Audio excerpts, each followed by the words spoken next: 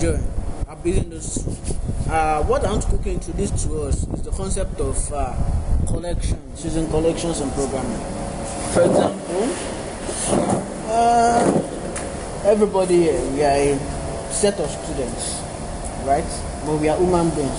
So we have students as a set of human beings. So we are kind of collection. So one popular collection that we always use is called lists.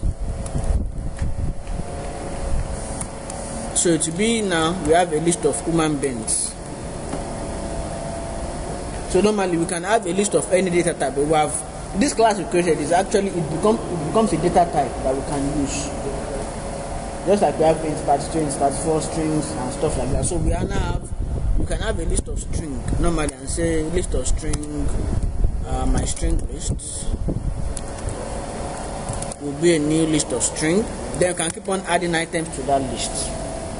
So the difference between list and array, even though it's still zero based, is that it doesn't have a defined size, just like an array. The size can always expand and reduce. So you can just keep on saying my string list dot add, then we add the string item 1,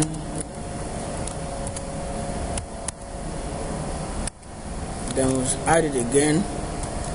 We can add another item 2, on and on like that. So if you want to add the elements of this array, we use the for loop called the for each loop. We just say for each, just leave it as for each var item, except if you know the data type inside it. So it's better to just leave it as var. Var takes any data type inside it. So var item in my string list. You can now say console.writeLine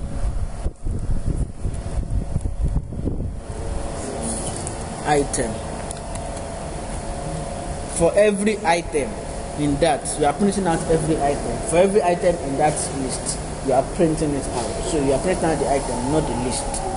So it's what it actually does. It's just like it goes for I to since there's no way of really knowing the size because we did not define the size. So you cannot say for I equals 1 to this. What it actually does is does an implementation of the for I equals something. So it determines the size on its own and then goes through it and then prints every item.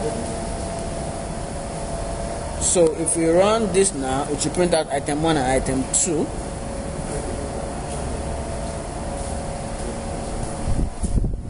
Just like that. So we have item 1 and item 2 printed out for us. Just like we can have a list of strings and have a list of the human beings that we created. Now let's see the trick we will do here. Let me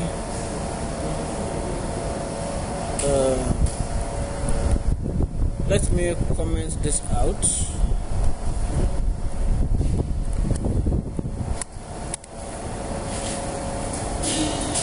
And let me clear this up. So I can have a list of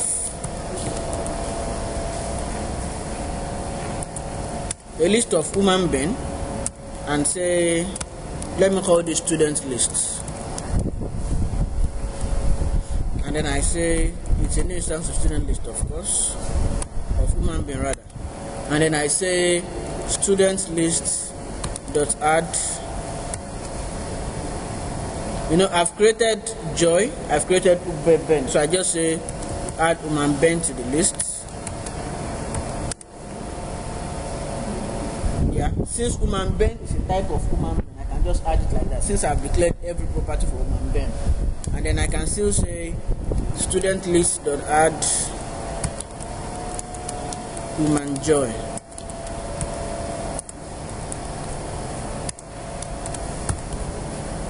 Just like that. So I can access, if I do the for each loop on this, I can access every property and method of that human being and Joy once I do it. And now let's say I did not declare any human being like this, but I still want to add that human being to that list. What do? I can say student list dot add. Now watch this very closely.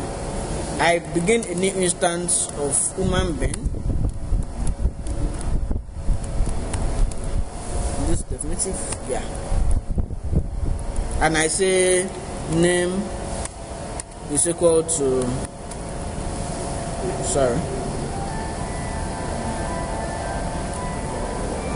Shuka. Then I can keep on declaring the elements of the person inside here. As you can see, it will start giving me suggestions. That means I am only creating that human being when I needed to add an item to the list. For some purposes, you might have to be doing this frequently. For example, if you are collecting registration from people, you wouldn't have defined those people before, but it was when they click submit, they now populate the field and then create an instance of human being, then add them to the list of students. Do you get? Okay, so I keep on adding. Let's say we said the height was 184, Now it doesn't really matter here what order you take in inputting these values, but once you have attached the value to 1, it's gone like that. So I can decide that the next value I want to enter is the character. I can say character equals character dot gently zealous. So on and on like that, I can keep on adding properties for this. Remember, this really doesn't have a name, just like human being has a name, human joy has a name, but this doesn't have a name. We just instantiated it and keep on doing it, because really it doesn't matter whatever name you gave that item, it's in the list already. It's the list you are now referring to. So if I say I want to output the elements in this list now, I can say for each item in student list, I say console.writeLine. Now watch what I do. When I did item dot, then it brought the properties of that student list type.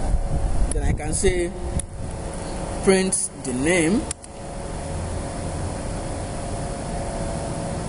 I can say item dot say name. Let's say name. I don't know what's that. Is it a method? It's a method inside. Is it only used for saying name? No, it can do anything, but we are just using for the purpose of just saying the name. So you can do, for example, you have a method inside the class. Probably you are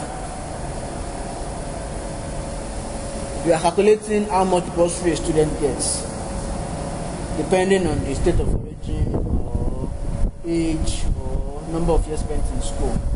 So you can have a method that says public void calculates bursary, and then you do the computation for the bursary, and then you return that to anything that's calling it. So as we have void here, we can also have, let's say, you can always have a return type. Let's say you want to return an int. Void just means don't return any data type. Just do anything inside you and be done. But once you put a data type here, it means you must have a return word that returns a value to whatever I was calling it. So let's say we have public string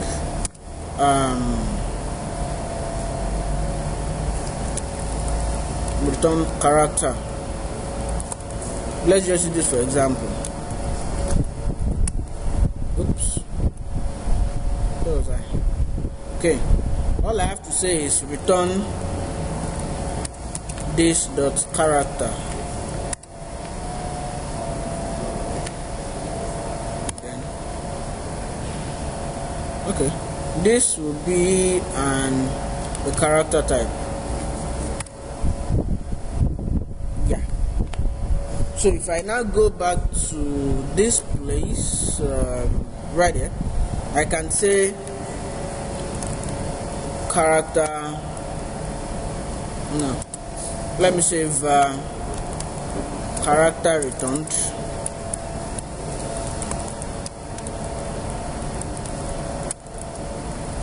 equals that item dot return character. So what happens is it just returns the character of the person. So we can always have, if a method